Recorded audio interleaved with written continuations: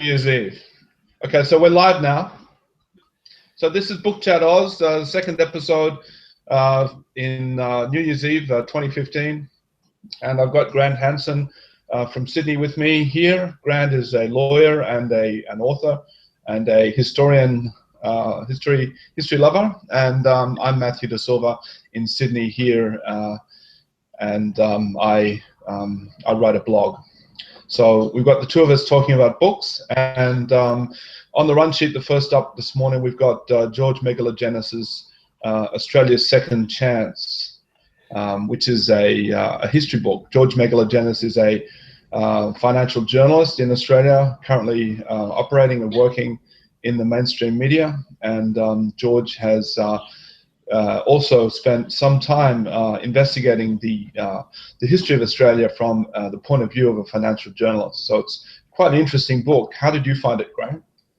Yeah, I thought it was a terrific book. I'm a bit of a fan of George. His The Australian Moment was a good effort, and this is a pretty well put together piece of economic history, which focuses on the nexus between economic growth and migration. And in these times, that is obviously an interesting area to focus on. His thesis essentially is that... Hello? Yeah, that's right. There's been a lot of discussion recently about immigration, especially in the context of Muslim immigration, and that's spawned a number of new political sort of forces in Australia. So it seems to be quite a topical subject. Indeed, and I think in our body politic there has always been a tendency which is fundamentally anti-migration, a small Australia tendency, which interestingly sometimes gets associated with environmentalist ideas. And on the other hand, there's a pro-migration tendency, which until quite recently, or at least since the Second World War, until quite recently, was a bipartisan project across the political spectrum. What's interesting at the moment is that that seems to be breaking down somewhat. And if we pay attention to what Mr. Megalogenis is telling us, we will try and resist that. Because his thesis is that there is a direct connection between migration and the openness of Australia and its prosperity. Yeah, that's right. He makes a pretty simple argument there, but he backs it up with a lot of study, and he does a fair amount of writing too around it to sketch out, especially in the beginning of the book. I read about halfway through the book, especially through the beginning of the book. He sketches out the early history of the colony, and he moves right up through especially the middle part of the 19th century, when there was strong growth and high wages. And then he comes up to the end of the 1880s, where there was a sort of a bit of a switch in policy, especially the attitude towards Chinese immigrants. And then, of course, in the 1890s, you had the Depression. And what he's saying is that we would have fared a lot better if we hadn't shut the gates, and if we'd let the Chinese come in, the life would have been better for everyone in the Depression of the 1890s. Yes, he sees a parallel between the recession, or the Great Depression really, of the 1890s, and the policy mistakes that were made then, and post GFC Australia. And he's arguing that because we didn't shut the country down in the same way as happened in the 1890s, we've done much better since 2008. He doesn't really conclusively make the case, I have to say, but there's no doubt, for example, that from the 1890s right up until World War II, Australia was a very depressed economy. I know that from first-hand experience in a way, because both my grandfathers came to this country in about 1920, and the period up until World War II was really one of unremitting hardship. And of course, what happened at the end of World War II was that the Chifley government embarked on a massive program of migration, which was really, seems to me to be closely connected with our prosperity up until quite recently. So what made the Chifley government change the country's policy towards migrants so radically at that particular point in time? Was it ideologically driven? Was it something to do with freedom? Well, Calwell's slogan was populate or perish, and it was, I think it was a nation-building project, and the interesting thing was that it was embraced by the Menzies government in 1949 when they won power from the Chifley government. Mm. Okay, so yeah, that's right. He sort of splits Australia's history economically up into three pieces. Like there's the first piece from 1790 to 1890, and then the second piece from 1890 to about 1950, and the third piece from 1950 until now. And that's how I sort of block it out anyway. That's how I sort of visualize his sort of characterization of Australia's economic and migrant history. Yeah, that's right. George is a very orthodox neo-classical economist, and so he also links free trade and open labour markets with prosperity and sees a connection there. It's not just the migration, but and one of the aspects of the book which perhaps could be debated is his view of the what historians call the Australian settlement of the first decade of federation, where essentially the Labor Party and the protectionists did a deal under the prime ministership of Deakin, whereby there was a white Australia policy to keep out cheap labour. There was an industrial relations system which mediated between capital and labour, and there were high tariffs which gave the protectionists what they wanted. Now, he's very critical of that system, but it could be said that in some ways, in terms of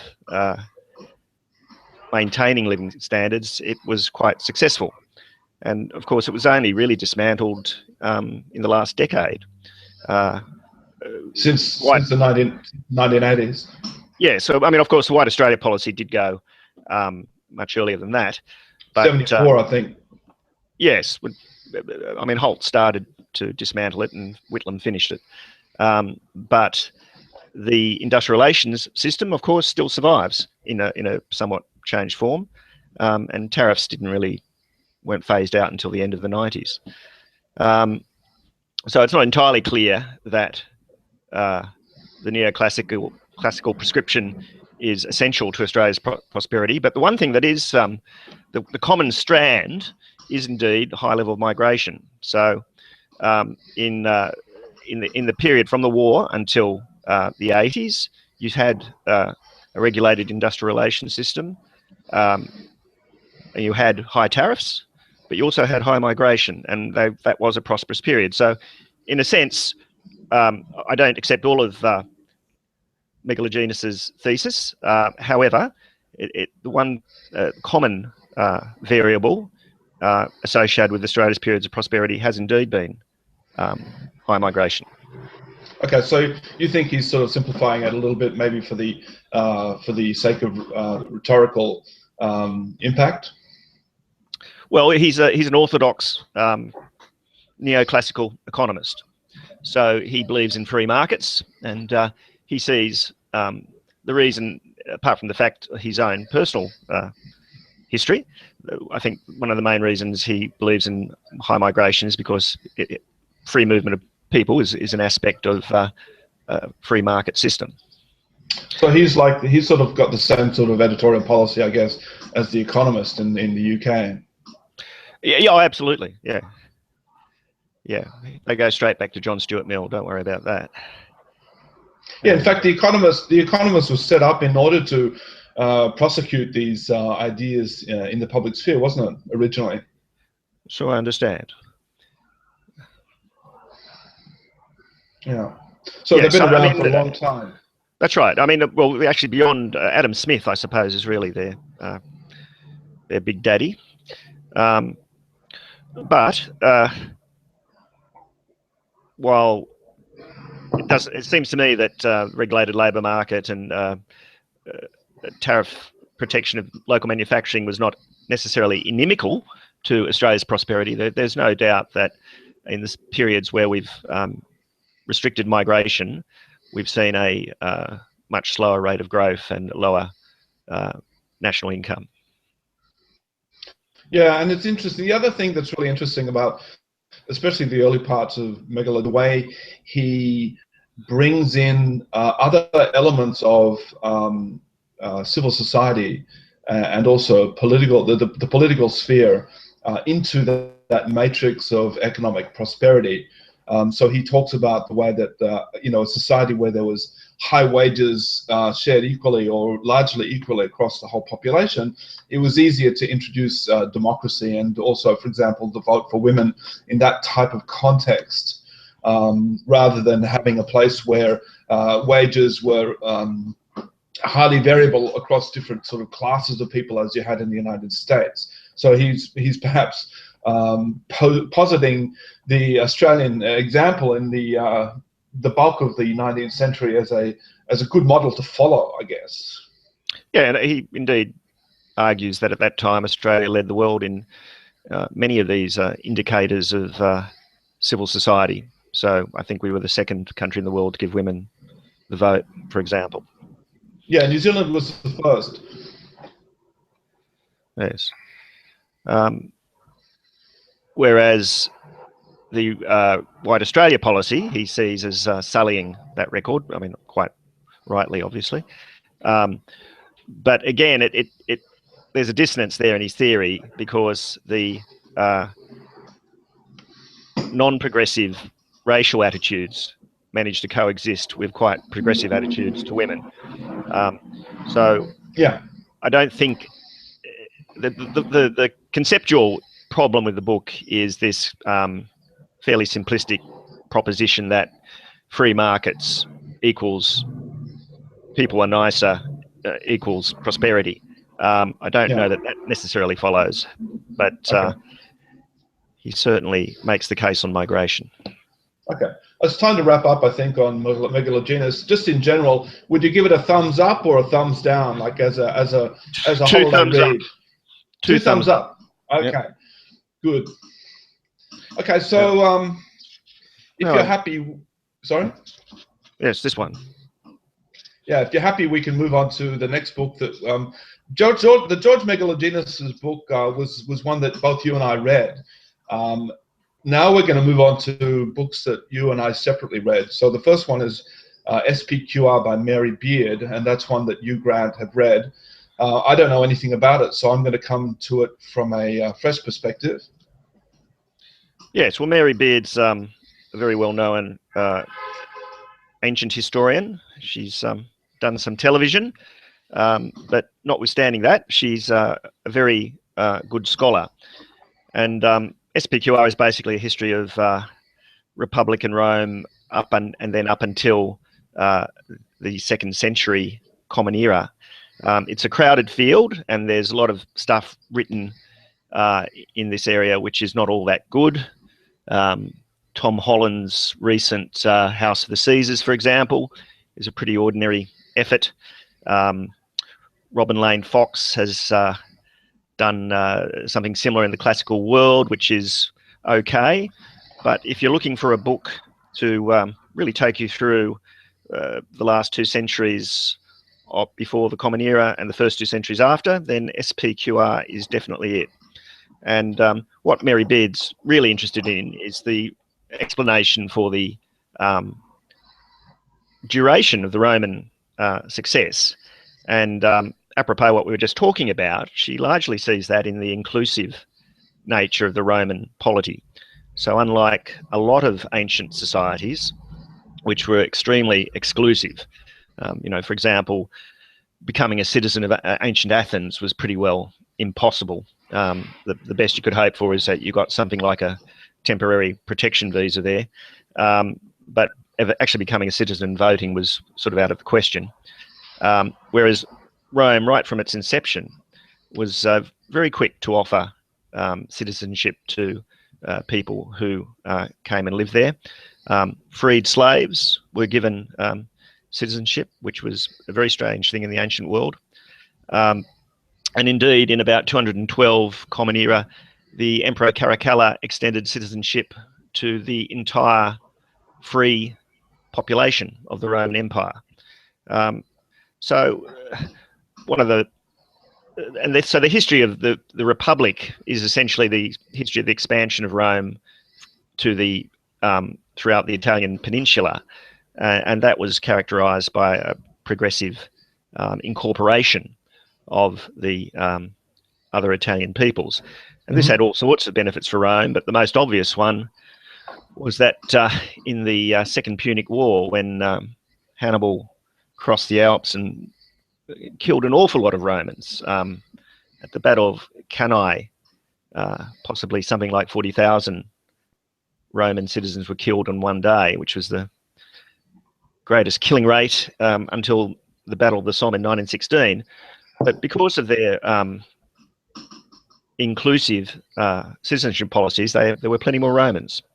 And they, of course, managed to see off Hannibal and established a regime which in many ways continues to inform a lot of the ways we see concepts such as civil rights, liberty, what it means to be members of a civilized society.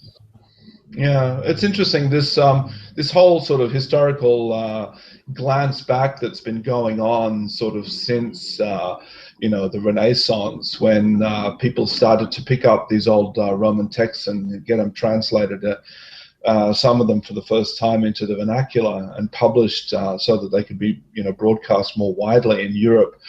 This whole thing about Rome, there seems to be something sort of endlessly fascinating about the Roman enterprise and what it means. I guess for a lot of people, you know, you don't really have to know too much about it to understand that it does have some sort of significance that's very special in the context of you know, our modern Western sensibilities. But it seems to be, you know, like you said, it's a crowded field, this particular period that you're talking of, that 400-year sort of slice. But there seems to be no shortage of new books published about that time. Oh, no, absolutely. Look, one of the reasons is, particularly the last century of the Republic is probably the most well-documented period, you know, this side of the 19th century. And you can actually, for example, in the letters of Cicero, you can get a kind of almost day-by-day account of Roman politics in that period, as well as a really good insight into cultural and literary issues of the time. So there's plenty of material, and that's part of the explanation. But look, we've all heard of the Roman Catholic Church, and one of the obvious legacies of the Roman Empire is Christianity. The whole structure of the Catholic Church, in fact, reflects the provincial administration of the late Roman Empire. Christianity could not have taken hold in the way it did but for the ease of communication and the Pax Romana. But I think there are lots of other areas where there's a direct connection, or at least an influence. Law is an obvious one. Yeah. And beyond that, there's a kind of, while Christianity is one of the legacies, there's also a legacy of an idea of a kind of secular humanism. One of the striking things about reading ancient authors in that Romano-Greek tradition is sometimes they strike one as very modern, and even though there's a lot of references to gods and taking auspices and so on, essentially the worldview is a rational one, and they seek to unlike the medieval worldview. So, you know, if an ancient Roman sees a rainbow, he would try and explain it in physical terms. He'd get it wrong, but he wouldn't necessarily see it as a manifestation of God, whereas a medieval person would almost certainly try to say that God was somehow trying to communicate with them by producing the rainbow. Yeah, so this sense of modernity that you're talking about now, that must have been something that you tried to, when you wrote your own book, which was The Secret Histories, which is a historical fantasy. When you tried to mold those two characters, the two lead characters, who come from sort of different sides of the train tracks, so to speak, but nevertheless they seem quite they seem quite rational and modern in their attitudes towards things in terms of personal relationships, but also in terms of things like truth and destiny and all those types of concepts that still mean something to us today. So I guess that sense of modernity was something that you were drawing on. Oh, absolutely. And there are other characters in the book who, the Vled, for example, who are very religious, and they have a quite different way of looking at the world. But certainly I was drawing on that classical rationality when I created Priscus and Galen. Yeah. So Mary Beard, crowded field, but how would you recommend this one? Is it a thumbs up or thumbs down? Well, this is very appropriate in the Roman context, and there's a fair bit about gladiators in it, so let's give it a thumbs up. Okay. All right. So we've covered two books. Now we want to move on to the third one, which is The Last Love Song by Tracy Daugherty, which is a biography of Joan Didion, which is a book that I've read. So I'm just going to let you take over the conversation, Grant. But not for long, because I haven't read it. I don't know much about Joan Didion, to be honest. New journalism, California. Why do you think it's worth reading? Well, I guess those two words are pretty sort of evocative for most people, and so someone who's coming to Didion from a position of ignorance might see those two terms and automatically think, oh, well, yeah, I understand something about that already, so it'll make sense to me. I guess new journalism is a pretty important thing. It has been important for a long time. What is it? Well, it's different. I guess it's called variously creative nonfiction and new journalism. So it's a way of writing factual stories, but in a sort of, I guess, a novelistic way. So you introduce novelistic elements. You can also introduce the narrator as a character, something that Hunter Thompson and Tom Wolfe did famously. Yeah, I guess there was even a book published at that time called a nonfiction novel. So it's a sort of a way of it's softening, if you like, the sharp lines of what we normally think about as non-fictional style. Okay, so I'm familiar with Hunter S. Thompson. Books like Midnight in the Garden of Good and Evil, I guess, or the one about those murderers. Yeah, the Executioner's Song, which is Norman Mailer's great big paean to sort of California. That came out in the 70s. But anyway, Joan Didion is, I guess, for a lot of people, she's a pretty sort of seminal figure, and she's particularly interesting because she's done so many different things. So she's done the new journalism, she's also written novels, but then she's also written memoirs, and so she's sort of known for all three different types of writing, and so she carries her stylistic baggage across all of those different sort of platforms. And so Hunter S. Thompson, one has his point of view is a kind of a fairly nihilistic one. Norman Mailer, pretty narcissistic. What would you, how would you describe Joan Didion?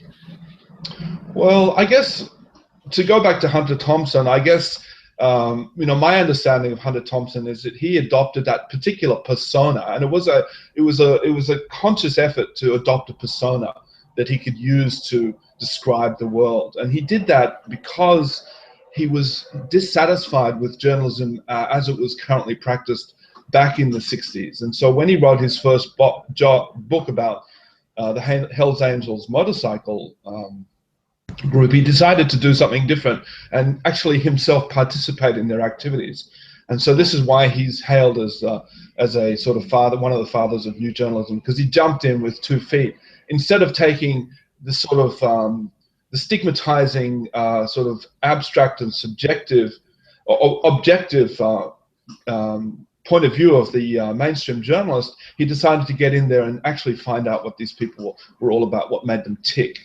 And so Joan Didion, from reading this biography, I've learned that Joan Didion had a similar dissatisfaction with the way journalism was practiced in her own purview during the 60s, for example, and the 50s when she was growing up. And she went to Berkeley, so she was a literary scholar from way back, and so she studied Conrad and the masters, and she knew all about style and she knew all about writing. And so someone like that comes at journalism from a critical point of view, and I think that you can pretty much be guaranteed, especially if they're young and vigorous like that they're going to say something interesting. And both Thompson and Didion were very interesting when it came to criticizing mainstream journalism, and that was really one of the impulses that brought them to engage in new journalism at the time. So, what were some of her subjects? Oh, look, she got involved in early on in the sort of Haight-Ashbury area of San Francisco and the sort of the flower power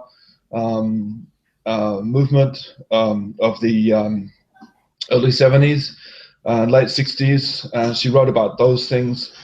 It took her a while to establish her reputation, but she was sort of known as somebody who wrote about things that were maybe a little bit outside the mainstream, but then would become important later on. So she got a bit of a reputation for being in the avant-garde.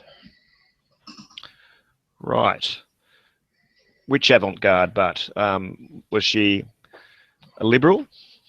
Well, she's an interesting case because, she grew up in Sacramento, which is a small town in California. It's the capital of California. And she came from a Republican family from way back. But, living as she did later on in LA for most of her working life, and working in the movie business, and also being a journalist and a novelist, I guess, she started to interrogate the rhetoric that was being used by different politicians in a very critical way. And certainly she was very critical of people like Ronald Reagan. So by the time Reagan came around, she was no longer a Republican. And so she sort of switched, I guess, from when she was a callow youth and a Republican because her parents were. She switched in her own good time towards the other side of politics gradually. Does she have any ongoing influence when one looks at American politics these days? Ronald Reagan almost seems like the reasonable side of the Republican Party. Yeah, I know, it's crazy, isn't it? Look, I haven't seen much come out from her. The last thing she wrote was Blue Nights, which was a memoir about her daughter, Quintana Roo, who died aged 39 from complications stemming from alcohol abuse. And she had a mental health, a mental illness as well, her daughter, who was adopted, by the way. So that was 2011, I think. So the last thing I've read was that, and I wasn't really happy with it. She's still living in New York in her apartment, And presumably, you know, she'd be about my mother's age. She was born in the early 30s.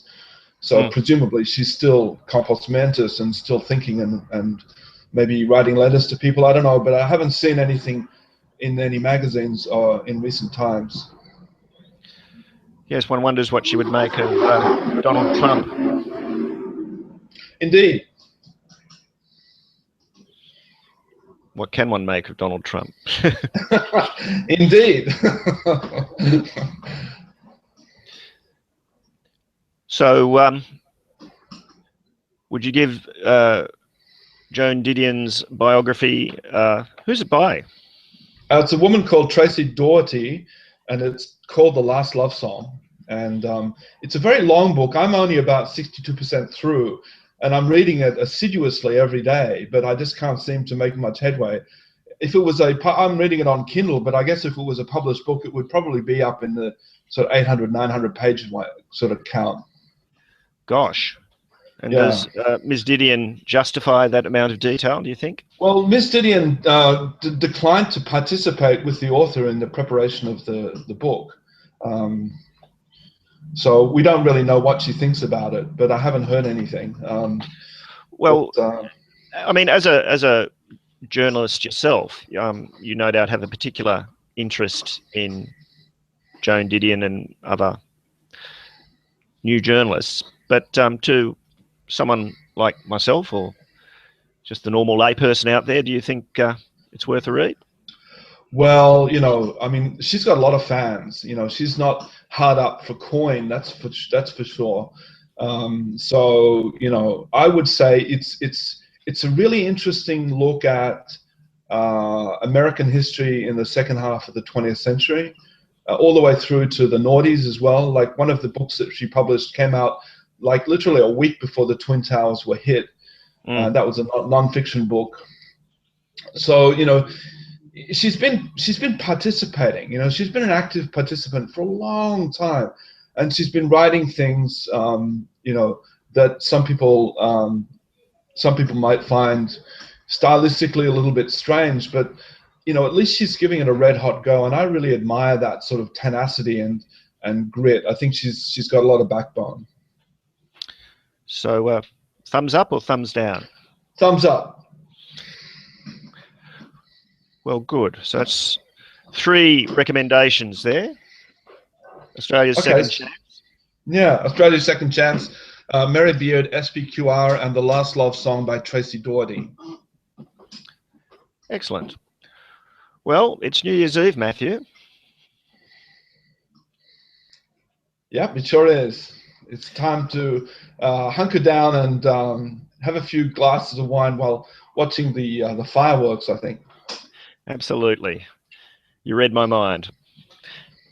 Okay, mate. Okay, so we'll meet again in the near future, but for the moment, thank you very much for participating, Grant. And if viewers want to get a hold of your book, Secret Histories, where would they go?